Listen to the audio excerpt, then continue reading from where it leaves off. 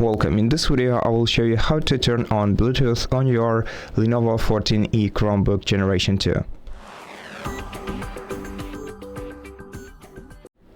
To turn on the Bluetooth on your laptop, you just have to navigate to the control center, which you can open by selecting your time in the bottom right corner, and here navigate to Bluetooth, click on it, then switch the toggle to the right next to it. Below you'll be able to see the list of paired and also visible devices, and if you want to pair a new device, click right here and then look for nearby devices.